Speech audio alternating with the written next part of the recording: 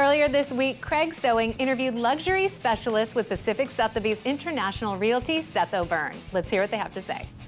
Joining us in studio, he's a national speaker and an icon in the real estate market. Seth O'Byrne, luxury specialist, joins us in studio. Good to have you on the show. Yeah, thanks for having me. So I wanted to dive into the topic of luxury real estate with you here today. Sure. We talk a lot about real estate on this show, but as you know, all housing markets are local, but there's also niche markets. So when we talk about luxury, I know it's different in different areas, but the million plus, 5, 10, even 20, $30 million, I know you're an expert on. So Sure. Tell us how that market's a little bit different than what we see in median price ranges.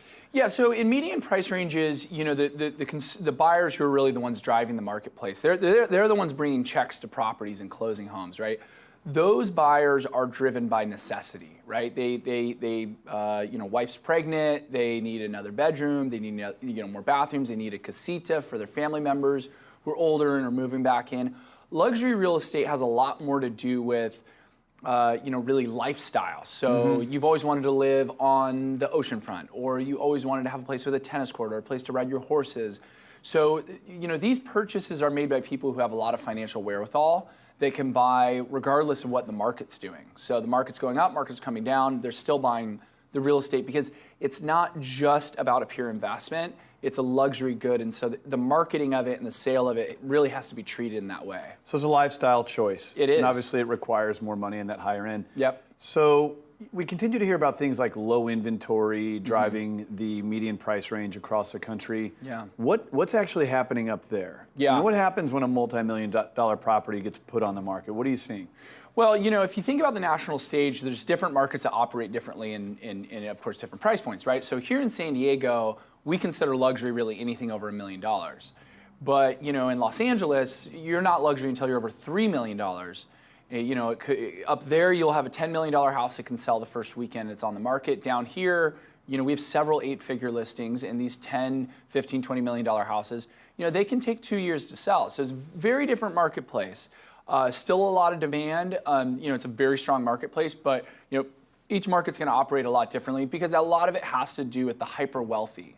There's a lot of people that have, you know, CEOs and founders of companies in their markets, but not everyone has a Yahoo or a Amazon, and these are the types of people that are buying $10 million houses. So help me understand let's speak to the marketing of those properties. So you just helped us analyze the market itself, but the marketing.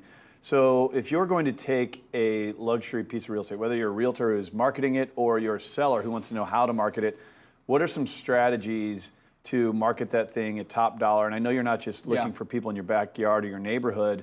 You're talking international buyers. So what are the strategies on marketing a high-end property? Well, I think when you speak to a national audience, you have to recognize several things. One is there are certain things that motivate everyone to buy luxury, beautiful real estate. But there's some nuances that are incredibly important. You know, the numbers you use in the pricing, feng shui for staging and for flow. You know, you have to think about the Asian buyer, of course. It's a very important marketplace for America, especially the American West Coast. Here in San Diego, you know, we have a lot of influence from the wealthy Mexican buyers as well, and they are if we didn't have that marketplace, we really wouldn't have a lot of the high-end southern San Diego sales that we have, especially in Coronado and downtown San Diego. And so I would say from a marketing perspective, think about who your most probable buyer is and structure the story of the home and all the marketing around the home around what that probable buyer would want to see, right? Okay. A 35-year-old millennial is not going to respond to the same marketing as a 55-year-old baby boomer.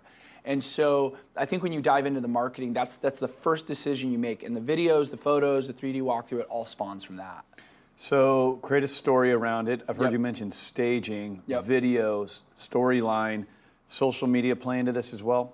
Absolutely. And even though things like social media are free to disseminate the information, you can do organic delivery of the content you've created about the house.